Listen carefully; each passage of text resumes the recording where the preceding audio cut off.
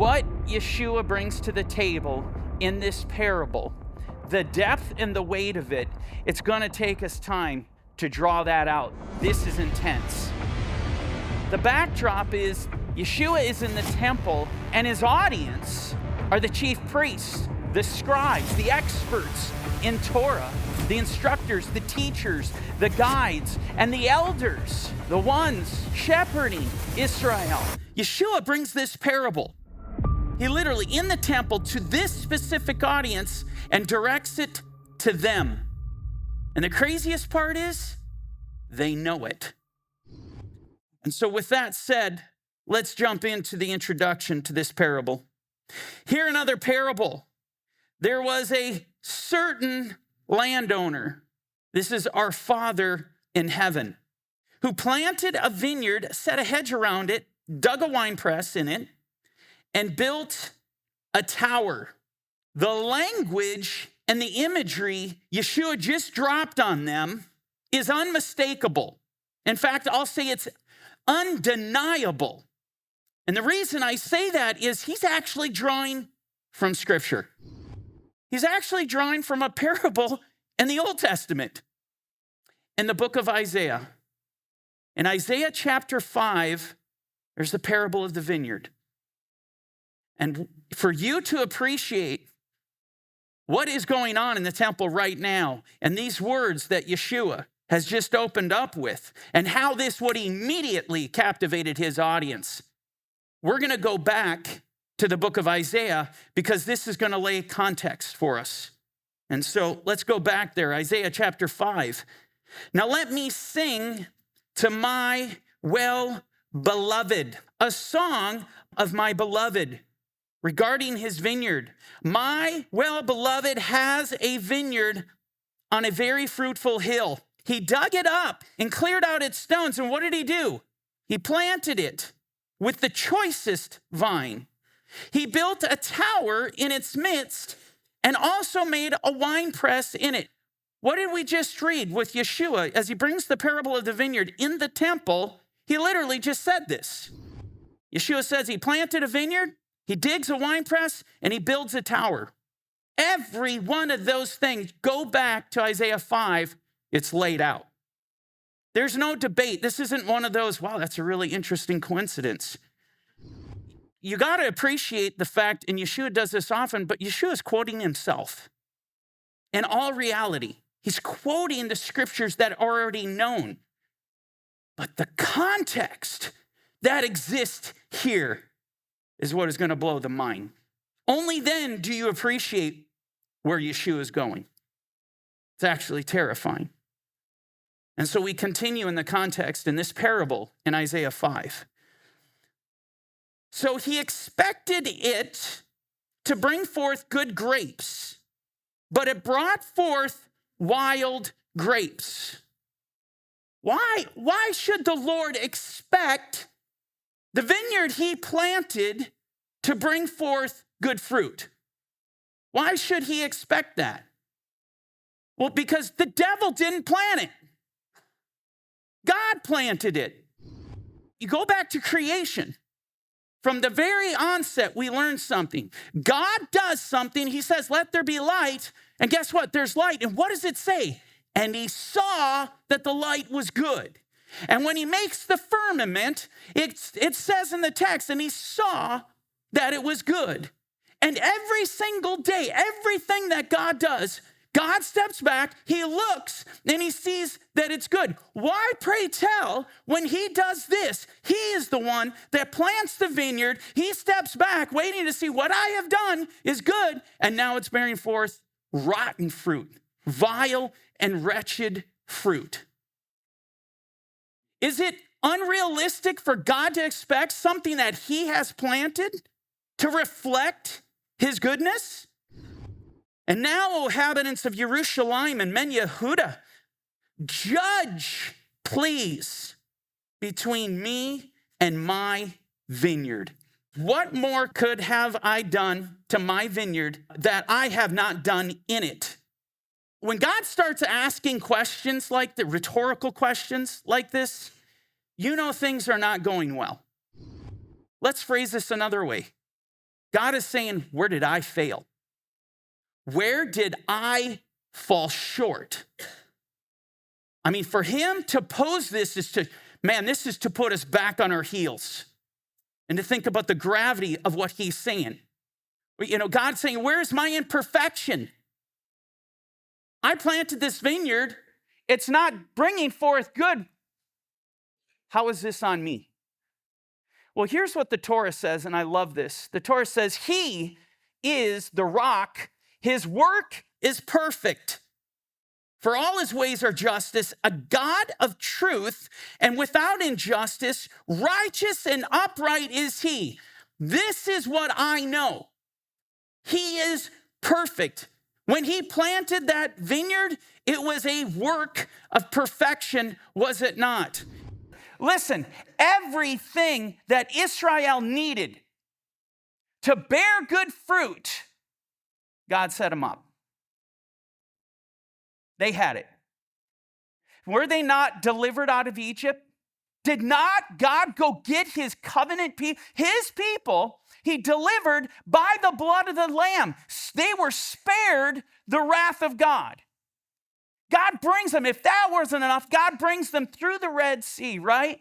Baptizes them supernaturally. They watch their enemies fall before their face, and then he takes them to Mount Sinai. And what does he do there? They get to hear, every man, woman, and child gets to hear the awesome and holy voice of God. God coming and entering into covenant with his people. And what did he give them?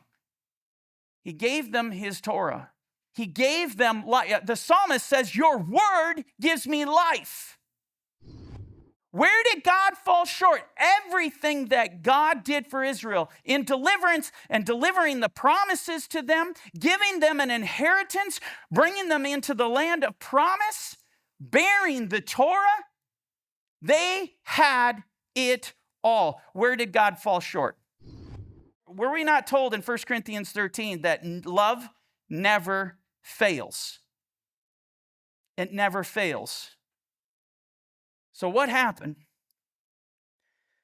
Why then, when I expected it to bring forth good grapes, did it bring forth wild grapes? He asked this question. Now what you anticipate is, okay, now we're going to see the response. But God doesn't even give them time to respond. There is no response. You know what God does? He moves forward and he says this, and now, please let me tell you what I will do to my vineyard. I will take away its hedge, and it shall be burned, and break down its wall, and it shall be trampled down. In other words, I am coming to unleash hell on my vineyard. My own vineyard is going to know my wrath and my fury. Man, the fact that Yeshua has brought the parable of the vineyard into the temple, speaking directly to the shepherds of Israel, you better consider how significant that is. Their ears should have been tingling. The hearts should have been paralyzed on the spot. That's how intense this is. And then he goes on in Isaiah, I will lay it waste. It shall not be pruned or dug, but there shall come up briars and thorns. I will also command the clouds that they rain no rain on it. For the vineyard of the Lord of hosts is the house of Israel, and the men of Judah are his pleasant plant. We know who the landowner is, and we know now, indisputable, the vineyard are his covenant people. The people he entered into covenant with. That's who this is, the people of God. And then we finish this statement off. He looked for justice. But instead of justice, what did he find? Oppression. Well, he looked for righteousness, but instead of righteousness, what did he find? A horrific cry of those who are being oppressed. This is amazing to me because this reveals what our God does. He is looking. He's investigating. He is seeking for those who are embracing justice and righteousness. And what does 2 Chronicles say? 2 Chronicles 16, it says, the eyes of the Lord go to and fro throughout the whole earth to show himself strong among those whose hearts are loyal to him. He wants to show himself strong. He wants to find those who are faithful, who bear his character. He's looking for those, because when he plants a vineyard, you know what? When he offers salvation and deliverance, and he gives us his word, he has the expectation, now I'm going to be able to go find these people that have received me. I'm going to be able to go see these people that have accepted. And in our day, they've accepted Yeshua as the Messiah, and they have his Torah. They have the righteousness of God, and they're not just talking about it, they're walking in it. His eyes are seeking this because he planted it. He planted a vineyard, his goodness. The Lord wants to see his reflection in us. I love what it says in Psalm 89:14. Righteousness and justice are the foundation of his throne. Righteousness and justice, these are the things that are to prevail. And all the shepherds, the chief priests, the elders, the scribes, the Pharisees, these people who have been entrusted with the care of the vineyard, they should be showing justice. But Yeshua says in Matthew 23, woe to you, scribes and Pharisees, you hypocrites. You pay the tithe of mint and anise and cumin, but you neglect the weightier matters of the law, justice, faith, and mercy. They were supposed to be judges, pleading the case for the widow and the orphan, the ones who are being oppressed. They were supposed to stand in the gap, not just giving good counsel, but standing for righteousness. That's the expectation. That's what God is looking for. It's powerful. Hey there, this is Mike at Corner Fringe Ministries. Thanks for watching our video. If you liked the video or it encouraged you, do us a favor. Hit the like button. Don't forget to hit the share. And if you haven't done so already, please hit the subscribe button. Now, if you want to watch the rest of this video, hit the button here. And if you want to watch the rest of this series, you can check it out here. And don't forget, you can download the Corner Fringe Ministries app today on any of your Play stores. Thanks for joining us at Corner Fringe Ministries.